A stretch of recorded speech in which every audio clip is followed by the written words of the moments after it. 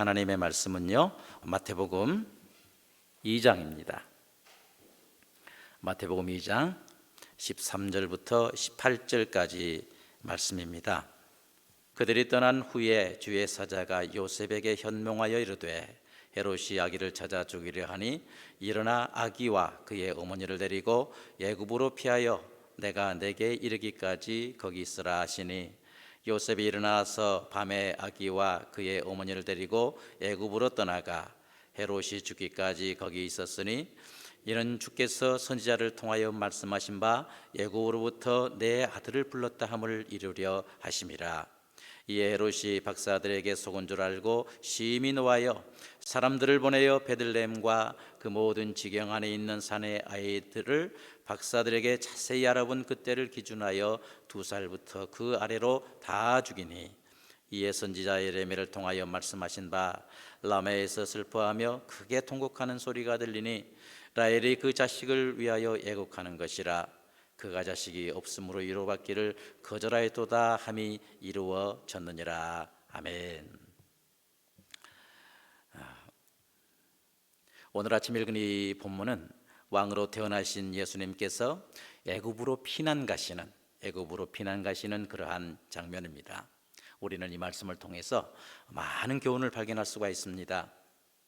이스라엘의 왕으로 예수님께서 탄생하실 때 이 아기 예수님의 탄생을 축하하기 위해서 베들레헴 마구간을 중심으로 해서 공중과 땅에서는 전무후무한 환상적인 축제가 열렸습니다. 누가복음 2장에 보니까 공중에서는 천군 천사들이 모여서 이 찬송 대합창이 울려 퍼졌습니다. 마구간 안에서는 양을 지키던 목자들이 주의 천사의 메시지를 선포했습니다. 오늘날 다윗의 동네에 너희를 위하여 구주가 나셨으니 곧 그리스도 주시니라. 이 말씀이 선포되었던 것입니다. 그리고 오늘 본문 바로 앞에 보면 동방의 박사들이 보배로운 예물을 이제 아기 예수님께 드리는 그러한 봉헌식이 거행되고 있었습니다. 황금을 예물로 드렸습니다. 이는 예수님의 메시아의 그 왕권을 의미하는 예물이었습니다. 유양을 예물로 드렸습니다. 이는 예수님의 메시아의 대제사장직을 의미하는 그러한 예물이었습니다. 몰약을 예물로 드렸습니다. 이는 또한 예수님께서 우리 모든 인류를 위해서 대속적인 죽음을 죽을 것이다 하는 것을 예표하는 그러한 예물인 것입니다. 이처럼 아기 예수님은요, 요셉과 마리아가 지켜보는 가운데 동방의 그 세 박사들로부터 고대의 그 왕이나 신에게 드렸던 그러한 엄청난 예물을 받은 것을 볼 수가 있습니다. 그런데 우리가 잘 아시는 대로 호사다마란 말 있잖아요. 좋은 것이 있으면 나쁜 일이 많이 있다, 일어났던 의미인데요, 이 호사다마와 같은 말이 있듯이 이와 같은 그 환상적인 축제에 찬물을 끼얹는 그러한 일이 순식간에 발생을 했습니다. 무엇입니까? 바로 주의 사자의 방문이었습니다. 동방의 세 박사들이 떠나자마자 주의 사자가 꿈에 요셉을 찾아온 것입니다. 우리 보면 13절 말씀을 한번 읽어볼까요? 13절 말씀입니다. 그들이 떠난 후에 주의 사자가 요셉에게 현몽하여 이르되 헤롯이 아기를 찾아 죽이려 하니 일어나 아기와 그의 어머니를 데리고 애굽으로 피하여 내가 내게 이르기까지 거기 있으라 하시니. 아멘. 이 동방의 박사들이 떠나자마자 헤롯이 아기 예수님을 죽이기 위해 찾고 있다는 그런 긴박한 위기의 메시지가 주의 사자를 통해서 요셉에게 전달이 된 것입니다. 이처럼 위기의 메시지가 주의 사자를 통해서 전해졌는데, 이는 동시에 어떤 의미가 있습니까? 요셉과 또한 마리아와 또한 하나님의 아들이신 예수님을 보호하시기 위한 하나님의 섭리였음을 우리는 알 수가 있습니다. 여러분은 섭리라는 말을 많이 들어보셨습니다. 섭리가 뭡니까?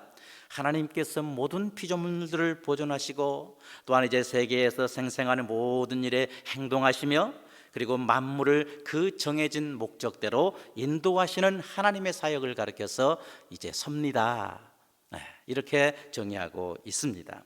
그런데 이 섭리는요, 대상에 따라서 일반 섭리, 다시 말해서 우주 만물에게 해당되는 섭리가 있고요, 그리고 특별 섭리, 다시 말해서 하나님의 백성들에게 해당되는 그러한 섭리가 있습니다. 그리고 방법에 따라서요, 통상섭리, 다시 말해서 자연 법칙을 통해서 나타나는 섭리와 비상섭리, 다시 말해서 이적을 통해서 드러난 그러한 하나님의 섭리가 있습니다. 이런 의미로 볼 때 오늘 주의 사자가 요셉에게 나타난 이 사건은 뭐예요? 하나님의 섭리 중에서도 특별한 주의 백성을 위한 그러한 특별한 섭리요, 또한 이제 일반 자연현상이 아니고 이적을 통해서 드러난 그러한 이제 섭리이므로 이제 비상섭리다라고 이렇게 말씀드릴 수가 있습니다. 이처럼 하나님께서는 그의 백성들이 위기에 처했을 때 섭리하시되 특별하게 비상하게 섭리하셔서 그의 백성들을 보호하십니다. 모든 위기로부터 그의 백성들을 지켜주시고 보호해 주십니다. 이 하나님의 섭리입니다.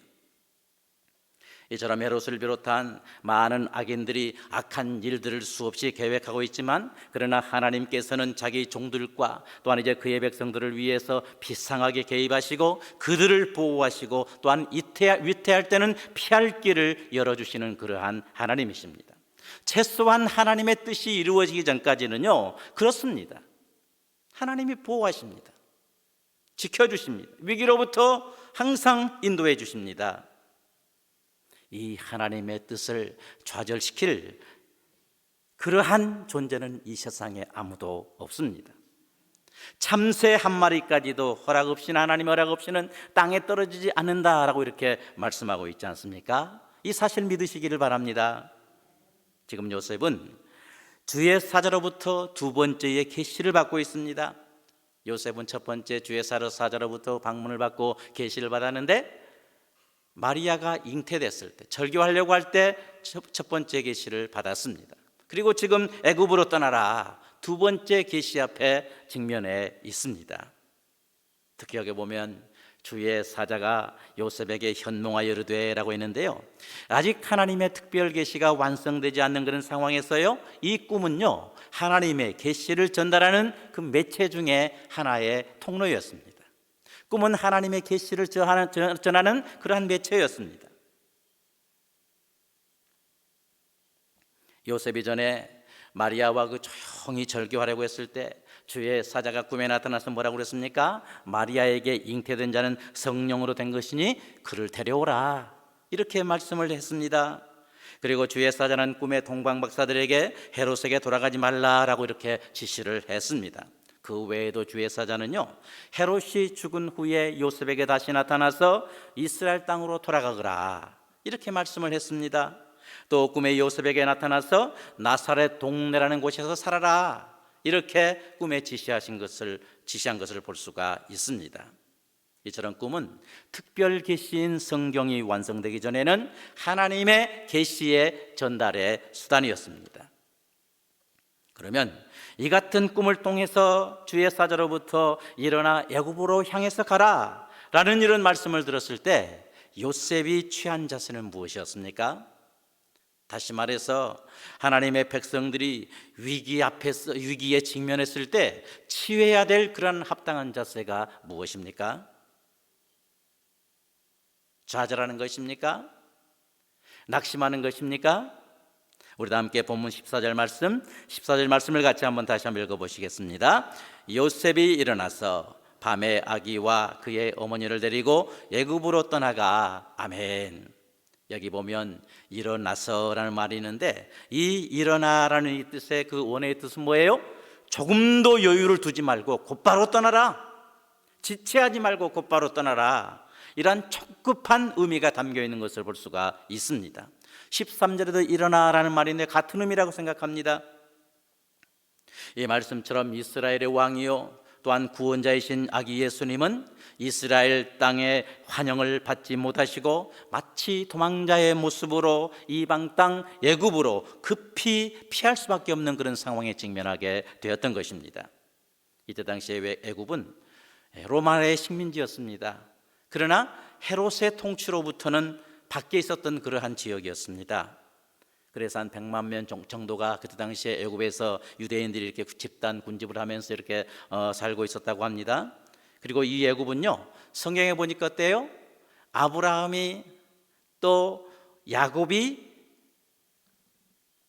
이 애굽으로 내려간 적이 있었습니다. 그리고 솔로몬 왕이 죽고 난 다음에 많은 유대인들이 이 애굽으로 피난했습니다. 또한 바벨론 포로 시기에도요, 어때요? 많은 유대인들이 애굽으로 내려간 것을 볼 수가 있습니다. 특히 신구약 그 중간기에서는 그 시리아라고 하는 그 나라의 학정을 피하기 위해서 많은 유대인들이 또한 애굽으로 내려간 그런 역사적인 기록이 있습니다. 바로 이 애굽으로 주의 사자는 요셉에게 말씀합니다. 일어나서 애굽으로 가라 라고 독촉을 했던 것입니다. 주의 사자로부터 애굽으로 내려가거라 이런 말을 들었을 때 요셉은 여러 가지 생각에 사로잡힐 수 있었을 것입니다. 왜 내 인생은 이렇게 날벼락 같은 그런 인생이 이렇게 계속 연속되고 있나? 전에도 뜬금없이 주의 사자가 나타나서 마리아가 잉태했다 이 말을 전하더니 이제는 아기가 막 태어나자마자 아직 제대로 수습이 되지 않은 상태에서 애굽으로 내려가라고 하라니, 내 인생은 왜 이렇게 방랑자의 인생인가? 이해할 수 없는 인생의 연속인가? 이런 생각을 할 수 있었을 것입니다. 그리고 요셉은 주의 사자의 말을 들었을 때 이런 반문도 할 수 있었을 것입니다. 지금 아기가 막 태어나는데 어떻게 그 먼 길로 가요? 산모는 아직 몸도 추러지지 않았는데 이 모든 근육이 막 뼈가 이렇게 늘어나 있는 상태인데 어떻게 애굽으로 도망갈 수가 있어요? 이런 반론도 제기할 수가 있었을 것입니다. 그럼에도 불구하고 이 요셉은 어떻게 했습니까? 주의 사자의 말씀을 듣자마자 곧 일어났다고 말씀하고 있습니다. 요셉이 일어나서 밤에 아기와 그의 어머니를 데리고 애굽으로 떠나가라고 이렇게 말씀하고 있습니다. 그는 결코 지체하지 않았습니다. 반발하지도 않았습니다. 순종했습니다. 이런 모습은 아브라함이 이삭을 이제 번제드릴 모리아 산으로 이제 곧 순종해서 떠나는 그러한 모습과 비슷하다고 이렇게 말할 수가 있습니다. 요셉은 그 밤에 출발해서 애굽의 변경까지 약 120km나 되는 먼 길을 시작했던 것입니다. 그럴 때 이동하는 고통은 있었지만 예수님을 비롯해서 요셉과 마리아는 헤롯의 칼로부터 안전하게 벗어날 수가 있었고, 그리고 하나님의 이 언약의 말씀 호세아 11장 1절 말씀이 성취되는 그러한 결과를 맞게 되었던 것입니다. 본문 15절에 보니까 그랬죠. 헤롯이 죽기까지 거기 있었으니 이는 주께서 선지자를 통하여 말씀하신 바 애굽으로부터 내 아들을 불렀다 함을 이루려 하심이라 라고 마태 사도는 이렇게 기술하고 있습니다. 요셉이 애굽에 머물러 있을 때 결국 하나님의 뜻이 환난을 통해서 성취된 것입니다. 환난이 있을 때 우리는 환난을 이제 뭡니까? 고통스럽게만 생각하는데 이면에는 뭐예요? 그 환난이 곧 하나님의 뜻을 성취하는 기간이 되었다, 계기가 되었다, 이렇게 마태는 말씀하고 있어요. 참으로 주의 사자를 통한 하나님의 계시는 전광석화와 같이 순식간에 이루어졌습니다.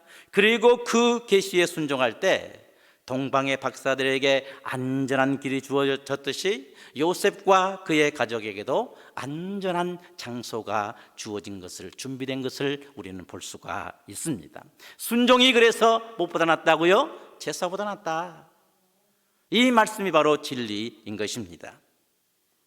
이런 상황에서 결국 헤롯은 박사에게 속은 줄 알고 극도의 분노에 달하게 되었습니다. 자신의 왕권의 그 위기를 느낀 이 헤롯은 군사들을 풀어서 베들레헴에 보냈습니다. 그리고 박사들이 말했던 그때를 기준으로 해서 2살 아래에 있는 모든 아이들을 죽인 것을 볼 수가 있습니다. 출애굽기 1장 16절에 있었던 그 유아 학살, 모세 때의 그 유아 학살이 또다시 일어난 것을 볼 수가 있습니다. 본문 16절에 보니까 그랬습니다. 이에 헤롯이 박사들에게 속은 줄 알고 심히 노하여 사람을 보내어 베들레헴과 그 모든 지경 안에 있는 산의 아이들을 박사들에게 자세히 알아본 그때를 기준하여 2살부터 그 아래로 다 죽이니라고 이렇게 말씀하고 있습니다. 이런 악한 행위 역시요, 결국은 어떻게 됐습니까? 하나님께서 선지자 예레미야를 통해서 말씀하셨던 바, 그 말씀하셨던 바가 그대로 이루어진 것이라고 마태 사도는 지금 또 말씀하고 있습니다. 본문 17절로 18절에 보니까 그랬습니다. 이에 선지자 예레미야를 통하여 말씀하신 바, 라마에서 슬퍼하며 크게 통곡하는 소리가 들리니 라헬이 그 자식을 위하여 애곡하는 것이라. 그가 자식이 없으므로 위로받기를 거절하였도다 함이 이루어진노라라고 말씀하고 있습니다. 이 라마라는 지역, 우리 옛날에 그 예레미야 배울 때 또 큐티할 때 들었지 않습니까? 그 BC 586년에 이제 이스라엘이 멸망을 해서 유다가 멸망해서 바벨론에 이렇게 포로로 끌려가게 됐는데, 끌려가기 전에 잠시 대기소, 거기 다 집합시켜서 모아서 끌고 간 그러한 장소가 바로 이 라마였습니다. 그렇기 때문에 한마디로 역사적으로 볼 때 이 라마는 통곡의 장소였습니다. 만약에 자기 자녀가 끌려갔다면 부모는 자녀하고 헤어지지 않으려고 난리를 아우성을 쳤을 거 아닙니까? 울음바다가 존재했던 것이 바로 이 라마였습니다. 또 우리가 아는 대로 이 라헬의 무덤이 있는 곳이 바로 이 라마다, 이렇게 여겨졌던 곳이기도 합니다. 이런 라마를 마태 사도는 뭐라고 그래요? 아기를 잃은 어머니들의 통곡 소리와 지금 연결시켜서 말씀하고 있는 것입니다. 이를 통해서 볼 때요, 우리 사람의 악행들까지도 때로는 하나님의 뜻을 성취하는 그런 기회가 된다는 사실을 우리는 알 수가 있습니다. 이 사실로 미뤄볼 때 하나님의 절대 주권에 벗어날 이 세상에 그 어떤 것도 있을 수가 없습니다.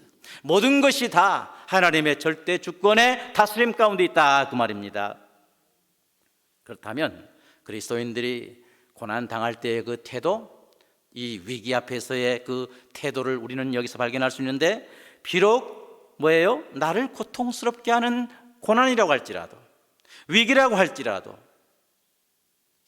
이 위기에 함몰돼서 방향 잃어버리고 울고불고 할 것이 아니고요, 그 고난 중에서도 하나님의 계획을 찾고 하나님의 뜻을 찾고자 하는 자세가 필요한 것입니다.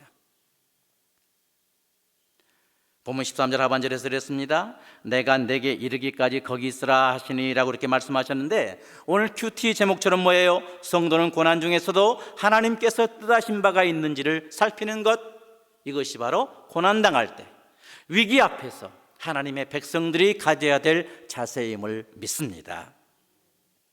어떤 상황에 이제 우리가 처하게 된다고 할지라도 그 상황에 매몰돼 버리면 안 됩니다. 하나님의 또 다른 계시의 명령이 있을 때까지 그 고난 중에서 인내하면서 때를 기다려야 합니다. 모든 상황 속에서 성취돼가는 하나님의 계획에 집중하면서 믿음으로 살아가야 되는 것, 이것이 바로 고난 앞에서, 위기 앞에서 취해야 될 하나님 백성들의 합당한 자세인 줄을 믿습니다. 기억하십시다. 인간적으로 아무리 견디기 힘든 일처럼 보이는 그 고난 속에서도요, 하나님의 통치는 여전히 진행되고 있으십니다. 야고보서 1장 12절에서 시험을 참는 자는 복이 있도다. 이것에 옳다 인정함을 받은 후에 주께서 자기를 사랑하는 자들에게 약속하신 생명의 멸관을 얻을 것임이니라 라고 주의 종 야고보는 말씀하고 있습니다. 우리 하나님은요, 말씀하시면 반드시 이루시는 분이십니다. 믿으십니까? 오늘 본문을 통해서 알 수가 있습니다. 요셉을 통해서 아기 예수님께 애굽으로 피난 가신 이 사건도 하나님의 계시, 하나님이 약속하신 바가, 결국에 예언된 바가 성취되는 그러한 것이었습니다. 심지어 헤롯의 이 유아 학살도 고통이었지만은 결국은 하나님의 계시가 이루어지는 계기가 되었던 것입니다. 그러므로 사랑하는 여러분, 우리 하나님은 우리와 항상 함께 하겠다고 말씀하셨는데, 이 하나님의 약속을 굳게 믿고 어떤 상황에서도 낙심되지 말고 좌절하지 말고 약속에 신실하신 하나님을 바라보며 살아갈 수 있는 우리 모두가 되어야 될 줄을 믿습니다. 사랑하는 여러분, 오늘도 우리는 주님의 말씀을 들었습니다. 대부분의 사람들이 고난이 닥쳐올 때 고난에 갇혀서 좌절해버리고 원망하고 모든 것을 포기해버릴 때가 많습니다. 그러나 기억할 것이 있는데, 앞에서도 말씀드렸습니다마는 역사의 모든 파편들은 그 역사의 현장을 주관하는 어떤 권력자들에 의해서 발생한 것이 아닙니다. 이 세상의 모든 역사는 섭리하시는 주님의 절대 주권의 결과이고 결국 하나님의 뜻을 성취하는 자료로 쓰여진다는 사실, 이 사실을 우리는 믿어야 될 줄을 믿습니다. 그러므로 삶의 과정에서 당하게 되는 고통 앞에서 우리 하나님의 백성들은 그 고통에 결코 함몰되어서는 안 됩니다. 그 고통 안에서 하나님의 계시와 섭리를 발견하기 위해서 우리는 발버둥 쳐야 됩니다. 기도해야 됩니다. 왜 이렇습니까가 아니고, 이를 통해서 하나님께서 내게 주신 그 뜻이 무엇일까? 이 고난을 통해서 내게 이제 드러내시고자 하시는 하나님의 계시가 무엇일까? 기도하면서 찾기를 오히려 고난 중에서 그런 자세를 갖는 것, 이것이 바로 우리 모두의 합당한 자세인 줄을 믿습니다. 그 하나님을 믿으며 그 순간에 의지해야 됩니다. 우리에게 경각 중에 닥친 환난은 결국 하나님의 뜻을 이루는 동인이 되는 것입니다. 합력해서 선을 이루는 계기가 되는 것입니다. 그래서 그렇기 때문에 데살로니가전서 5장 18절 말씀, 범사에 감사하라, 범사에 감사하라는 이 말씀처럼 모든 성도는 모든 일에서 감사해야 될 줄을 믿습니다. 동방의 세 박사들을 지켜주신 하나님, 왕으로 탄생하신 아기 예수 그리스도와 요셉과 마리아를 지켜주신 하나님은 오늘도 고통 가운데 있는 저와 여러분을 동일하게 지켜주실 줄을 믿습니다. 항상 보호해 주실 줄을 믿습니다. 오늘도 우리를 능하게 하실 이 성령님의 도우심으로 어떤 고난 가운데서도 하나님의 뜻을 발견하기를 힘쓰고 그 뜻을 이루는 도구로 쓰임받기 위해서 정말 발버둥 치는 우리 모두가 되셔서 결국 하나님의 도우심으로 모든 고난에서 승리하고 하나님께 영광 돌릴 수 있는 우리 모두 될 수 있기를 주님의 이름으로 축원합니다.